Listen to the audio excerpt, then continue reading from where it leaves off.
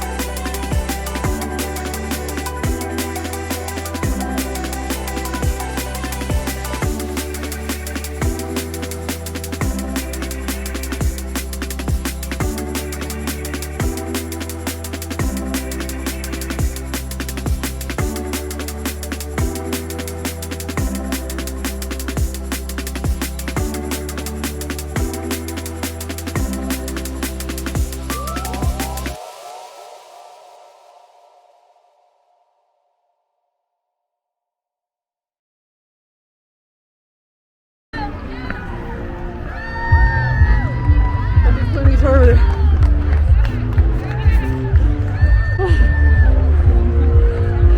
Good job. Thank you.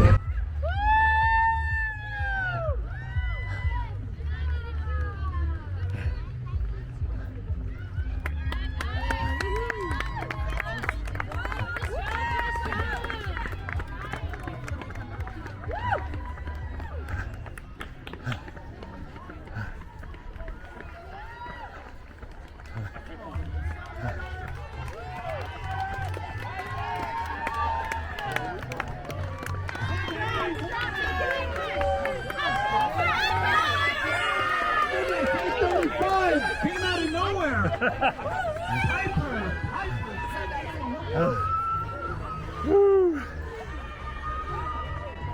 Good job, guys. Thank you.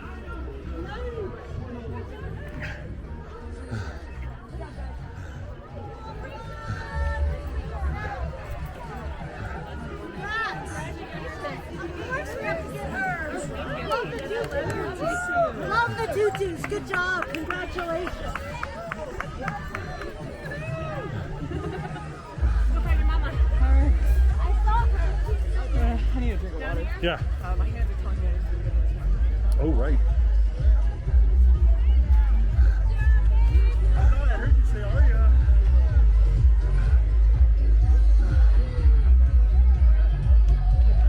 Ready for Sunday too?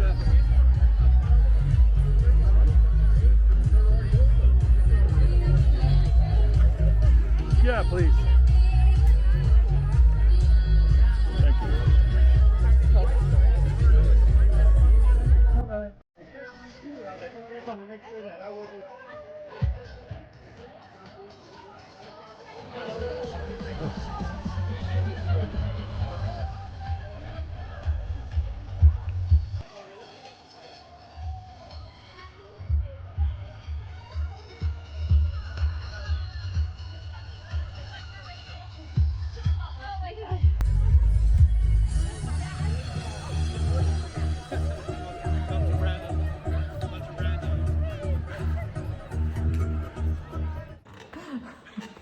Hey everybody, thanks for joining us again. And thanks for watching the footage of the Santa Fe Runaround 5K. Our second time doing it. We did this race last year. Yeah, we did. Different route this year. Totally different route. Much better this time. Last year we ran straight uphill and directly into the sun for a mile and a half, and then turned around and ran back to town. Yeah. For whatever reason, they changed the route, and this year we took some of like the trail system within Santa Fe. Yeah. Yeah. Made for some tighter. Yeah, tighter as areas, you can see in the but- footage, it gets pretty tight. It goes to a good cause, right? Which is Girls on the Run.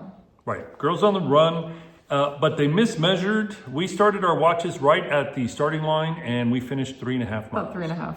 So a little more than 5K. So I don't feel so bad about our time being 45 minutes Yeah. because we did run a little bit more Yeah. than what we. It was really neat. Started at the rail yard. You noticed in the footage the railroad tracks. It's a really nice area of Santa Fe, and in the trail system. So that was pretty cool. Yeah. We had a great time, Yeah. and we did it. My knees are great.